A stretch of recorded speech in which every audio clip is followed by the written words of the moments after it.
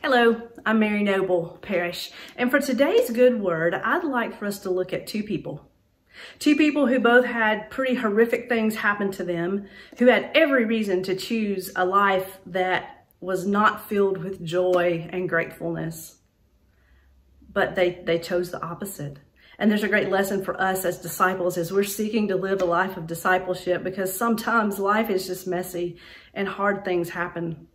So there's great lessons in that today.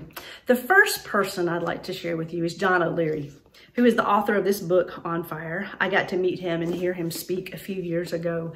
And he talks about his big message as a motivational speaker is to wake up from accidental living, to live an on-fire life, a life full of intentionality, a life filled of embracing the relationships around you, a life full of valuing where God is at work in your life.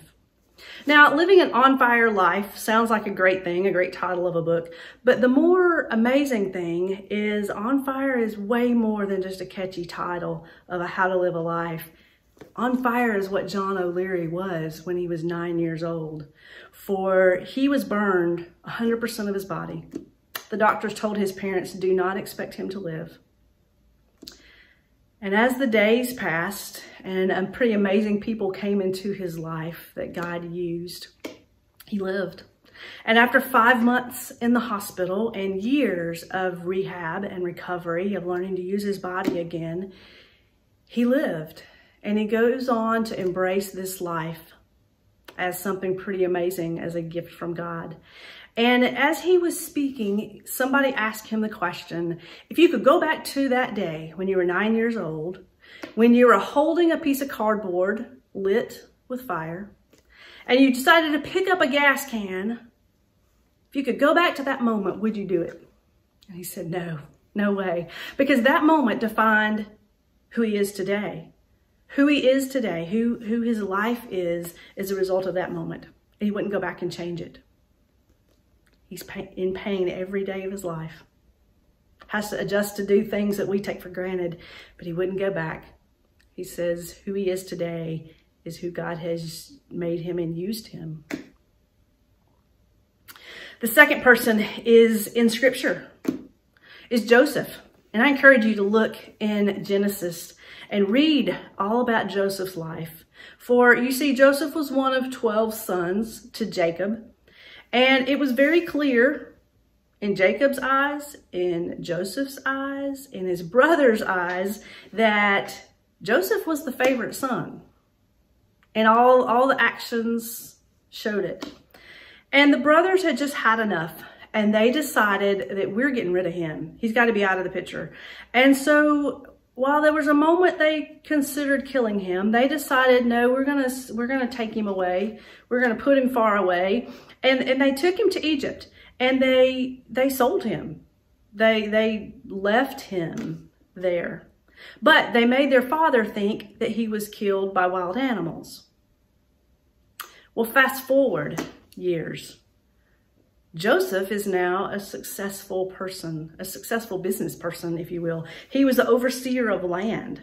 And there was a famine that had come, and Jacob sent some of his sons to Egypt to buy grain so that they might have a chance of life and might have a way of living through this famine.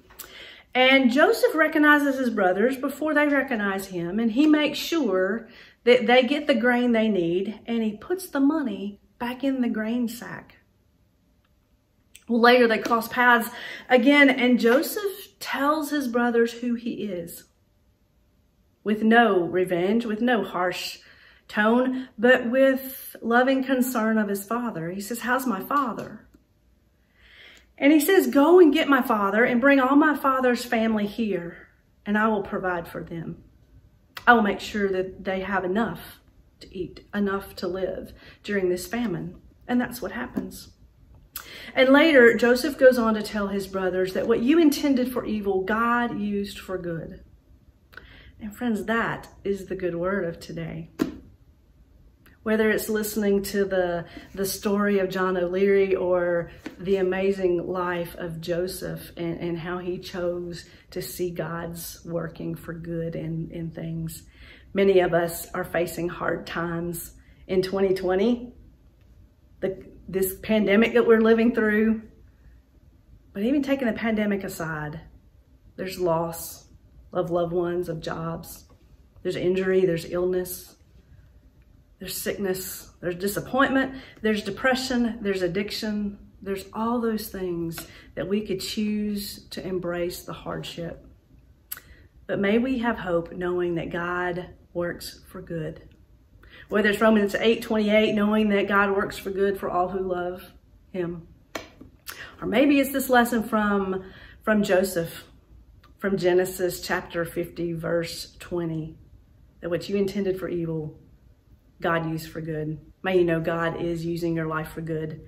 May that be what guides your life and your faith and your discipleship. And that is a good word.